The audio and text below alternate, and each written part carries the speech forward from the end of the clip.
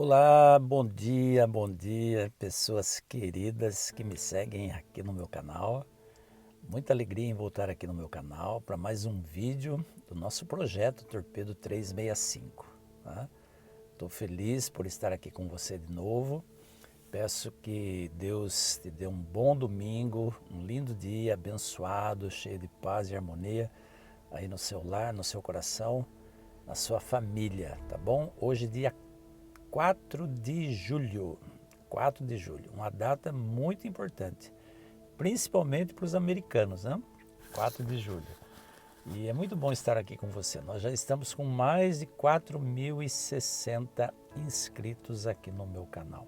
E graças às suas ações, graças ao engajamento que você cria.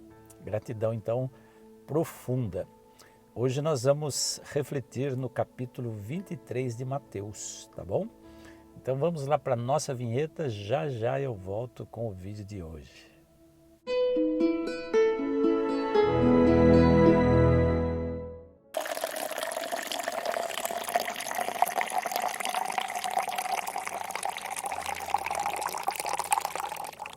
Mateus capítulo 23. Esse capítulo é um capítulo muito especial, porque Jesus ele sai um pouquinho fora daquela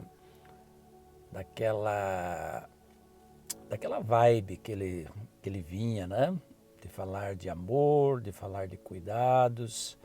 Ele continua falando, mas de uma forma diferente. Agora ele começa a pegar no pé dos hipócritas. Hipócritas, especificamente os fariseus e os escribas. Eu já falei aqui para vocês, né?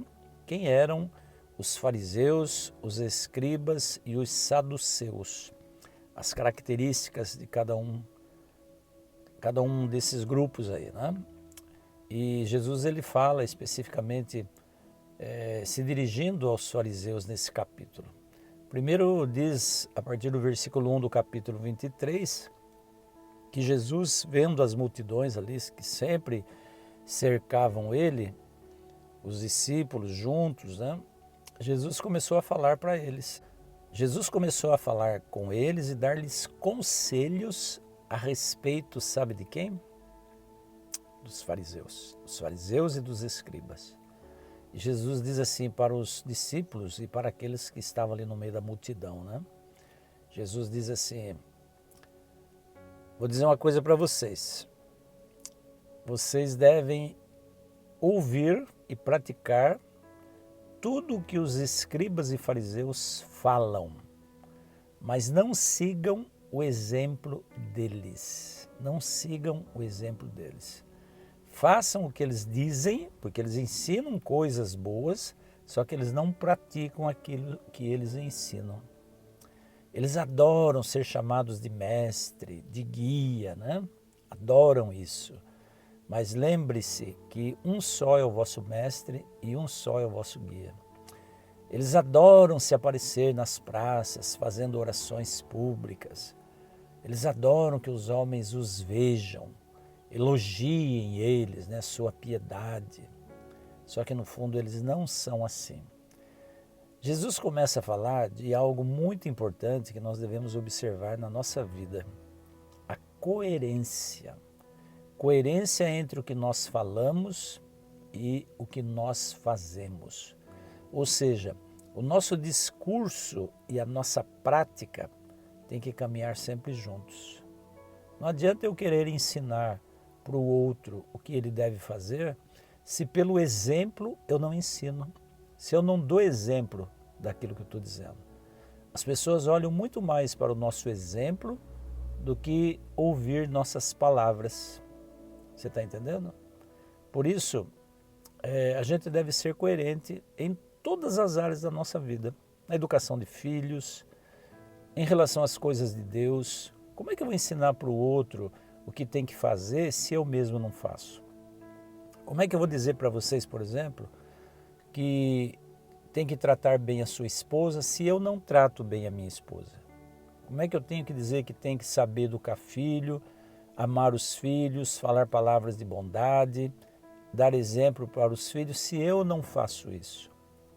Como é que eu vou dizer para os meus filhos, filho, não fume, não beba, se eu mesmo não pratico essas coisas, se eu mesmo sou um viciado em álcool, em cigarro, em droga? Você está entendendo onde que está a coerência? Então não adianta eu querer ensinar os outros algo que eu não pratico na minha vida. Era sobre isso que Jesus estava falando. Que coisa mais feia que os escribas e fariseus faziam, não é verdade? Eles ensinavam tantas regras, tantas coisinhas que eles mesmos inventaram, que eles mesmos criaram a respeito da lei de Deus, mas eles se eximiam de praticar aquilo que eles ensinavam. É como se eles estivessem se colocando num patamar superior aos demais mortais, né? Aos réis mortais. Tipo assim, ó, eu tenho poder, eu sou mestre da sinagoga, eu sou um mestre da lei, eu sou um intérprete da lei. Então eu posso fazer coisas, eu estou liberado para fazer coisas que vocês, réis mortais, não estão liberados. Que coisa feia, né, gente? Fala sério. E esse era o costume, essa era a cultura ali dos escribas e fariseus. E o povo, de uma certa maneira, respeitava isso, né? O povo não se insurgia contra essas coisas, né?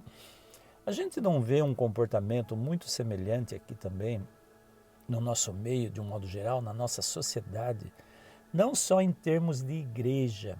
Muitas vezes os líderes de igreja, aqueles que ensinam o outro, né? A gente está vendo aí um exemplo da, daquilo que está acontecendo com os pastores aí em relação ao MEC, né? Pastores que ensinam aos outros o que não pode fazer, mas eles mesmos acabam fazendo, acabam se envolvendo, acabam se enredando nessa malha, nessa armadilha que é a busca pela riqueza, a busca pelo dinheiro. Não importa se lícito ou ilicitamente, eles querem ganhar. Gente, isso é muito triste. Líderes, Jesus na sequência eles falam, vocês são guias cegos que estão tentando guiar outros cegos. Um cego tentando guiar o outro, não vai funcionar. Então vocês precisam ser coerentes. Outra questão aí que eu quero também aprender e discutir com você, eu aprendo e discuto com você, né? É sobre aquilo que a gente chama de fogueira das vaidades. Você quer conhecer uma pessoa, dê poder a ela.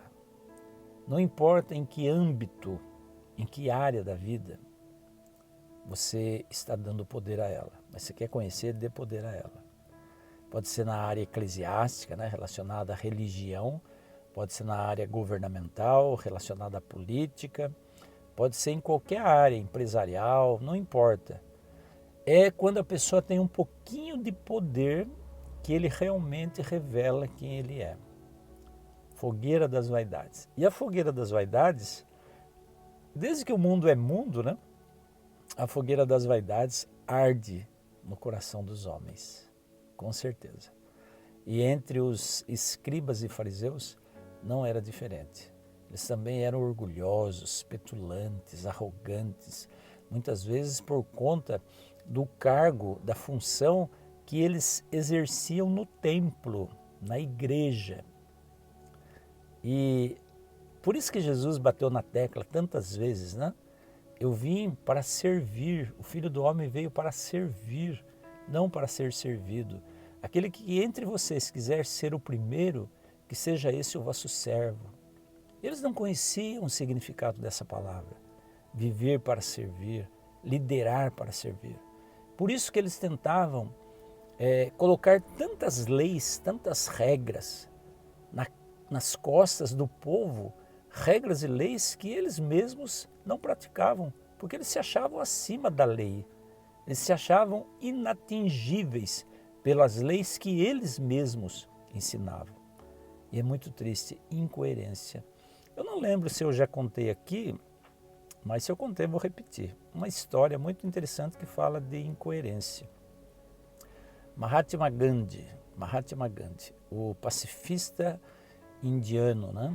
Na época em que a Inglaterra dominava a Índia, Mahatma Gandhi, tem muitas coisas que envolvem, né, a história de Mahatma Gandhi, mas uma delas, muito bonita, que fala de coerência.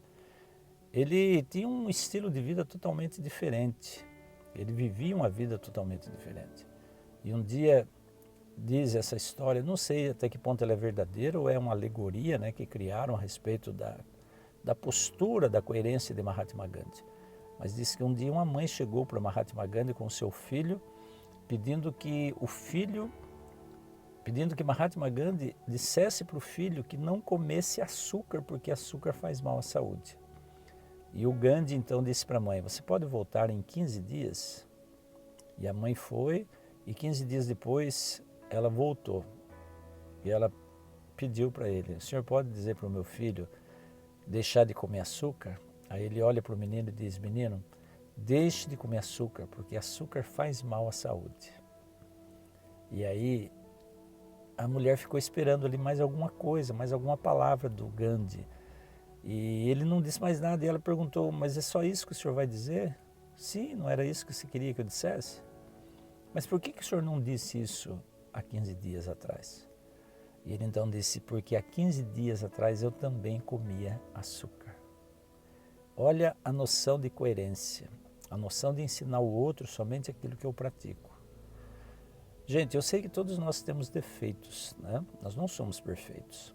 Nós temos virtudes, qualidades, mas temos também defeitos. Mas a gente tem que procurar ser o mais coerente possível ao ensinar os outros as coisas de Deus. Se eu sei que tenho que fazer o certo, então vou fazer. Porque o meu exemplo em seguir aquilo que eu creio, em cumprir os princípios que eu prego, vai com certeza falar mais alto do que qualquer palavra que eu disser, tá bom? Fica esse torpedo aí para a sua vida, para o seu coração, que Deus sempre nos capacite a, antes de falar os outros, nós praticarmos as verdades que aprendemos e nas quais acreditamos. Fica com Deus, um forte abraço para você e até amanhã, se Deus quiser, com o torpedo 184. Tchau, tchau.